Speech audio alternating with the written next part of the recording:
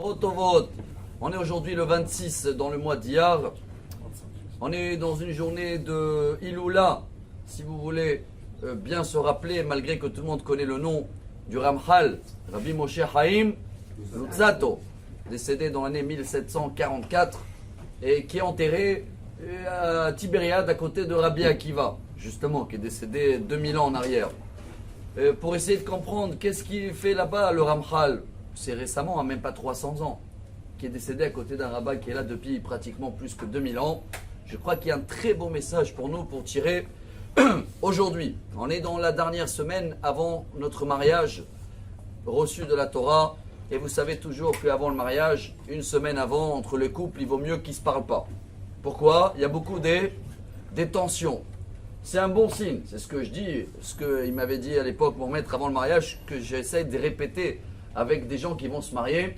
C'est un très bon signe quand il y a des tentations, on dit en français, des frictions comme ça avant. Pourquoi c'est un bon signe? C'est chaud avant. Parce que quand le Yetzer Hara il sait que c'est un mariage qui va réussir, qui va avoir un nouveau foyer, une maison va être construite, il va tout faire avant pour gâcher. Donc il faut même s'inquiéter que s'il n'y a pas de tension avant. Pourquoi? Si tout était nickel, c'est comme si que le Yetzer Hara il a dit, bon de toute façon cela je ne sais pas si ça va tenir la route, je ne m'investis pas avant le mariage, ça va couler tout seul. Donc regardez ce message du Ramchal. Chaque fois où on voit qu'il y a des tensions, où il y a quelque chose qui est bizarre qui se passe, les choses ils n'arrivent pas, j'essaye, je sens des bâtons, il y a un grand diamant qui arrive. Il donne un exemple. Quelqu'un qui devait passer un diamant dans le désert. Il y a des voleurs, il sait qu'il y a des voleurs. Comment il va faire passer le diamant? Le seul choix qu'il a, c'est de prendre un sac, mettre dedans des pierres, comme s'il ramasse des pierres, prendre le diamant, le mettre un peu avec de la colle et de machin, et l'entourer dans le sable, dans la poussière, comme si c'est une pierre, et après il va le cacher, trompe-l'œil, entre les pierres. Et dans ce cas-là, même s'ils vont l'attraper, ils vont voir, bon, c'est des pierres. Vous savez ce qu'il dit le Ramchal? Chaque fois que Dieu il veut amener un grand cadeau, un grand diamant, que ce sera pour le monde, que ce sera même pour la terre d'Israël.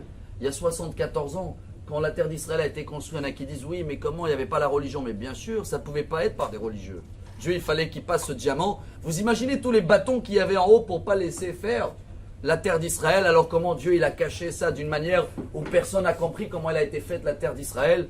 Mais chacun dans sa vie aussi, chers amis, chacun de nous, quand on voit qu'il y a des choses, il y a des petits blocages, c'est peut-être les péchés qu'on a fait en haut. Comment Dieu, il va, si vous voulez, passer cette justice que lui-même, il a créée, alors en amenant des tentations, des moments un peu chauds, etc.